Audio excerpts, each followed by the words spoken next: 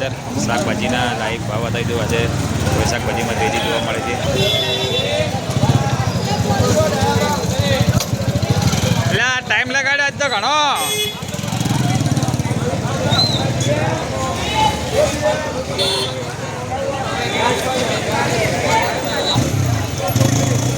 તો દોસ્તો આજે ખાડિયા માર્કેટની અંદર આજે ફૂલ તેજી જોવા મળી છે. શાકભાજીની અંદર ફૂલ 70, 80 ને 100 રૂપિયા ગઈ. ચોળી 110 થી 120 સુધી ગઈ છે.